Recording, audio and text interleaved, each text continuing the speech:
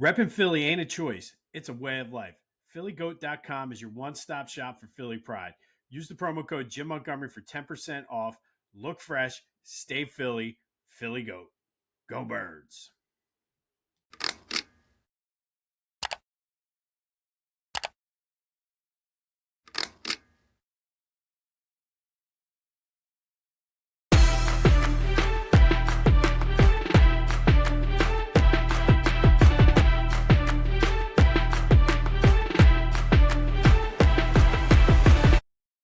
What's up, everyone? Welcome to this day in Philly Sports History for September 17th, 2025. I'm your host, Jim Montgomery. Welcome to a Wednesday edition of the podcast. Happy Hump Day to everyone out there. And in case you missed it, what a game by your Philadelphia Phillies last night in what has been dubbed the hangover game. And started off, they certainly were hungover. No hit through 5 innings by Ohtani. One base runner. Christopher Sanchez missed on a couple pitches. They were down 4-0. And then all of a sudden in the 6th inning, this team battled back. It's almost like the electrolytes and water and Advil, all that stuff kicked in for them. Exploded to take a 5-4 lead thanks to a Brandon Marsh home run and a Max Kepler home run. And then, of course, bullpen, you're like, okay, here we go. Bullpen gave it up. Dodgers tied it. And then in the top of the 9th, Rafael Marchand with a 3-run homer. Johan Duran comes in, 1-2-3 inning. Phillies get the win a day after winning the NL East. Their lead now over the Dodgers is 6.5. But because of this win, they clinched the season series against the Dodgers. That magic number for a first-round bye is now 4 with, 10 games to play? So things are looking good for the Phils right now. But this game, I think, was sort of like a microcosm of this season. I use that word a lot on here, but I mean, struggled at the start, got it together, battled back, and it would have been very easy for this team to just pack it in, say, all right, we're all hungover, whatever. We're down 4-0. Would have been easy to pack it in when the Dodgers came back and tied. It's like, yeah, we gave a fight. Let's pack it in, move on. But no, they kept coming back and fighting. And this team is showing me something different than what I've seen out of these previous teams. And this is the time of year that you want to see it. So I've been saying it for almost a week now. All aboard the Red October Express. This team has something special. They look for the sweep tonight with Jesus Luzardo on the mound. But a good win for the Phillies out in LA. You probably missed it because I know I did. But I like the fight. I really like the fight. Rob Thompson made some questionable moves that certainly paid off, bringing Christopher Sanchez back out into the 7th inning. He got the Dodgers out 1-2-3. Not pinch hitting for Rafael Marchand in the 9th. Paid off with a game-winning 3-run homer. So everything is clicking on all cylinders right now. And truthfully, like I said, this is the time of year you want to see this. So all aboard the Red October Express as we barrel into October. And I did want to mention, too, lots of people talking about the celebration the night before after they won the division. Come on now. Yes, it's okay for them to celebrate. I mean, the Phillies have won 13 NL East in their history. Division play began in 1969, so 13 division titles. It's not something that happens all the time. They came into this season with so many question marks. There was so much adversity early on when they were working on taking pitches. The injury to Zach Wheeler, the injury to Alec Boehm, the injury to Trey Turner, the questions about Max Kepler, the questions about the trade deadline acquisition of Harrison Bader, Nolan getting hurt, so much adversity for this team. So for them to come back and win the division and then celebrate for a night, it's a long baseball season. It's not like this is popping bottles for a win in June. They won the division for the second time. And like I said, I mean, and if you really look at it, this is the second straight now. Phillies won 5 straight in 2007 through 2011, 3 straight from 76 to 78, and then again in 80 and 83. So for the most part, the divisions come in clumps for this team. So for them to be where they were coming into the season with the expectations, celebrate away. And the fact that they were able to fight off the hangover, and anybody who's been hungover, you know how they were feeling yesterday. Last thing you want to do is play a baseball game, but they did, and they fought. That's my key takeaway there. They fought. They would have been so easy to give up in that game, but they didn't. There's something different about the makeup of this team. And like I said, they go for the sweep tonight. Let's sweep them. Why not? And then they move on to Arizona. All right, yesterday's trivia question. I asked you, Curt Schilling went over 300 strikeouts in the 1997 season on this day. Who else and how many times have a Phillies pitcher gone over 300 strikeouts? That would be 3 times. Curt Schilling did it in 1997 and 98. 97, he has the team record with 319. 98, he hit 300 on the nose. And Steve Carlton in 1972 did it with 310. I would have thought Carlton did it more times than that, but that was the only time in his career with the Phillies that he did it. But today's trivia question, Phillies win 9-6 after winning the division. This is the 13th time they played a game after winning the NL East. What is the Phillies' record in their first game post-winning the NL East all time? Hit me up on the Back to the Future voice and text line 267-495-8531. Discord channel, first link in the description, any of my social media. But what is the Phillies' record in their first game, the quote-unquote hangover game, post-winning the NL East? Hit me up and let me know your thoughts on that. Eagles back at it today. Should have some information on the injury report, looking at Dallas Goedert specifically, because they certainly missed him on Sunday. But a lot of people talking about the tush push and how the NFL hates the Eagles and all of this. And truthfully, it's an interesting, got me thinking, and I saw a couple people talk about this. But are the Eagles the new team that everybody hates in the NFL? I saw some people phrase the question differently, like, oh, are the Eagles the new dynasty? Do the NFL, do they want them to be the new dynasty? But I think they might have taken over the spot of the team that everybody hates. I mean, unless you're a Cowboys fan, like in the 90s, everybody either hated them or loved them. Then you had the Patriots. Then for a while it was the Chiefs. Have the Eagles taken over that spot as the hated team, the hated face of the NFL? I don't know. It's definitely something worth thinking about. I know between Howie Roseman, between the tush push, Nick Sirianni, the fact that there's all this talk, they're always talking about Jalen Hurts.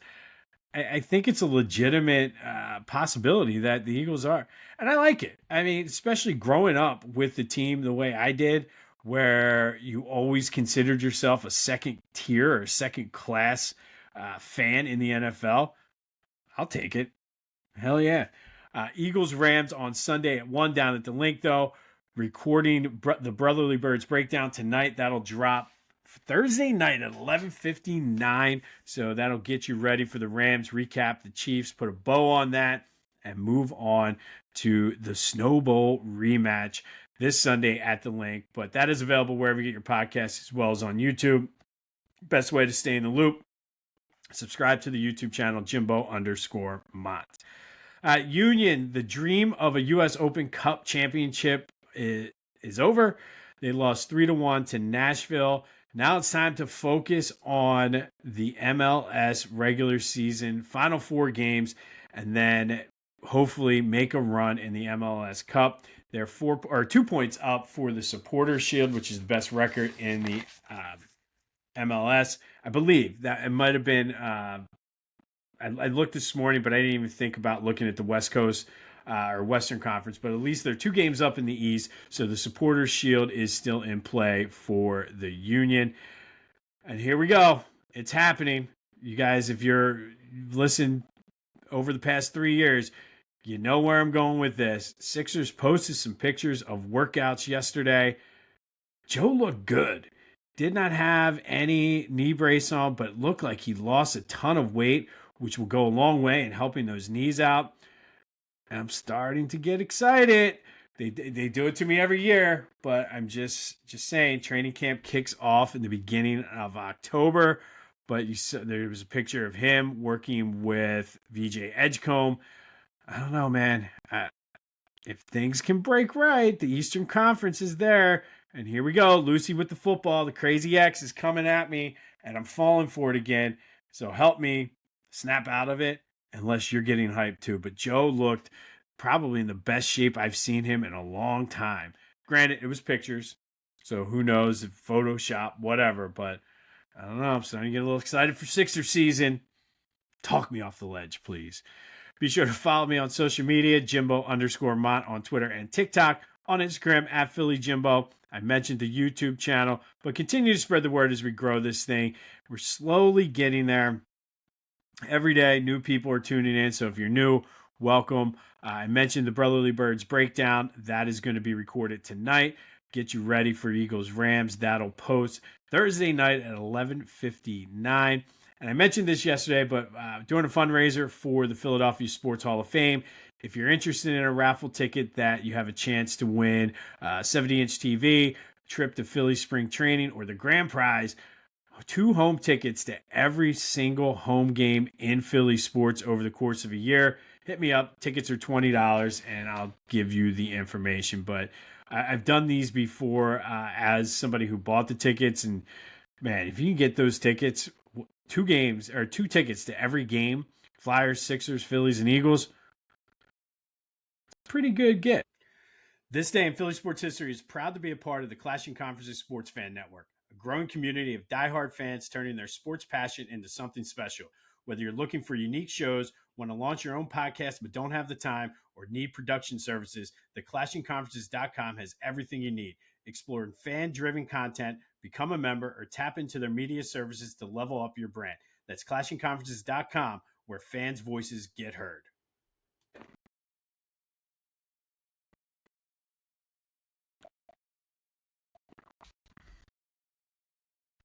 All right, September 17th. Got kind of a mixed bag today. First, let's go back to 1989.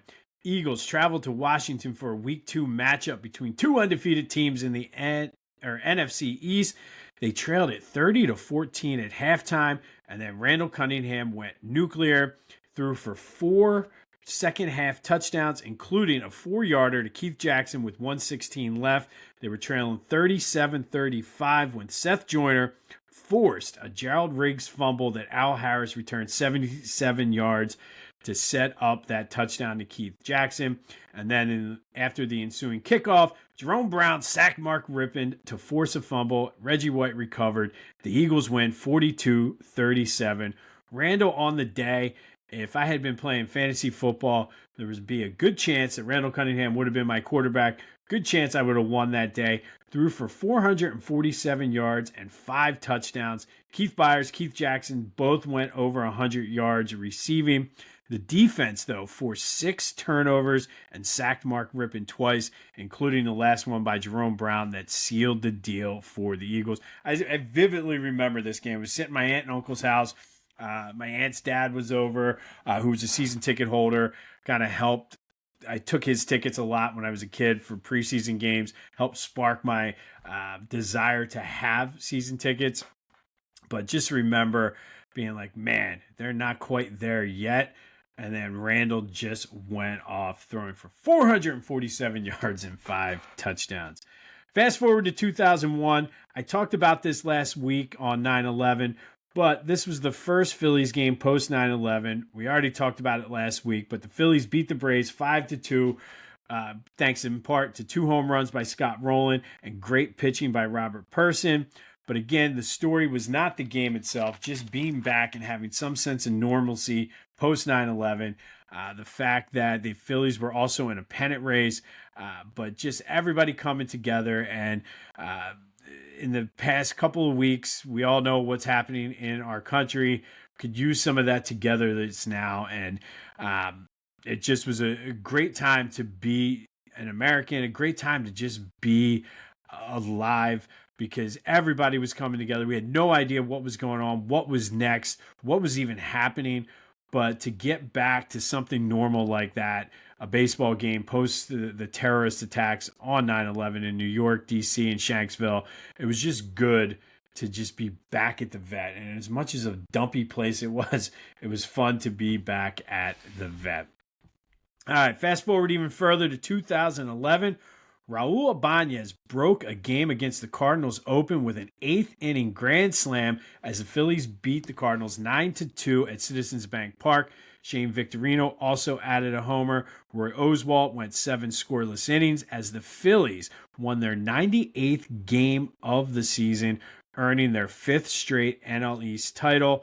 And truthfully, it does kind of put into perspective the fact that the Phillies just won back-to-back. Just shows you how great that run from 2007 to 2011 was, that they won 5 straight NL East. It was just like a foregone conclusion by the end of that the Phillies were going to be division champions. It was just, all right, what are they going to do in the postseason? Not too bad, or not too far off from where this team is. This is their 4th straight postseason appearance. So hopefully they can break through and win one this year. But on this day in 2011, Phillies win game number 98, clinching the NL East in the process when Raul Ibanez broke it open with an 8th inning grand slam. Little side note, we talked a lot this week so far about Mike Schmidt's Major League debut. On this day in 2000, the man who passed him for the Phillies' all-time hit lead, Jimmy Rollins, made his Major League debut, going 2 for 4, including a triple in his first Major League at-bat. Also added a stolen base and scored a run as the Phillies win 6-5 versus the Marlins. All right, it is Wednesday, and that means it's time for What If Wednesday, brought to you by Lotwin. Get your 3D custom hype chains at lotwin.com. I'm telling you, these things are awesome. Much better quality than the foam ones you get at the stadium, and you're going to pay less money if you go to Lotwin. They're great for youth sports. We got one for my son for his 10th birthday. He loved it. Good for fantasy football, bachelor parties, you name it. Take it to the office as a gag gift. Whatever you got to do. There's so many different uses for these, but the quality, I cannot stress how quality these are. So go to lotwin.com, use the promo code TCCPOD to take 10% off of your order. And I'm telling you, they're better than what you'll get at the stadium. All right, so we just talked about the 2011 Phillies winning the division on this day, and we all know how that ended. First round exit against the Cardinals. Ryan Howard goes down with a ruptured Achilles tendon. Achilles tendon. And really just that signified to me the end of that run, because the next year they would go 81-81. Ryan Howard missed a good chunk of the season. If I'm thinking back and remembering correctly, I think there was like an infection and issues with his Achilles healing. But for What If Wednesday, I want to just kind of go down the rabbit hole. What if Ryan Howard never ruptured his Achilles? Obviously, it makes no difference in that game. It was a ground ball. He would have been thrown out anyway. So the Phillies still get bounced in 2011. But him going down obviously had a major impact on the team as well as his career. So let's start with the team. What do you like the impact it had on the team? I think it would only have helped probably in 2012, because that was the year they went 81-81. But Ryan Howard's Achilles had nothing to do with Roy Halladay all of a sudden getting older, Cliff Lee all of a sudden getting older. And maybe in 2012 they pushed for a wild card. And then once you get into the playoffs with the Phillies experience they had, maybe they could go on a run. But the team, like I said, slowly, specifically the pitching, slowly gets old. They were in the process of they would have called it a retool, but because Ruben went for it, which I 100% support, I know I've gone on record saying that, it would have been a long rebuild. So I don't know if the team, maybe the rebuild doesn't take as long. Maybe it saves Charlie Manuel's job, and we don't have the Ryan Howard, Pete McKinnon, that whole era leading into Gabe Kapler. But I don't necessarily think Ryan Howard's Achilles impacted the team that much. Maybe specifically that 2012 season, though. But post that, But maybe you can make another run, retool with Ryan, maybe Chase, Jimmy, and Cole. Maybe that team can make another run if you kind of keep them together, because they all the core maybe not so much, but Shane Victorino went on and had some success in Boston winning a World Series. So maybe, but I just don't know if they would have had the pieces in place in the farm system to make those moves. But I do think it impacted Ryan Howard's career a lot. I don't know if he gets to 500 home runs. I know that's the number that everybody says, oh, you would have hit 500 home runs. He got a late start because of Jim Thome, and rightfully so. Jim Thome helped to bring excitement back to the Phillies, but at the price of keeping Ryan Howard until he was like 25 down at AAA. Maybe he gets to 450, 475 home runs if he stays healthy. He ended up in real life with 382. Probably gets close to 1,500 RBI. He ended up with 1,194.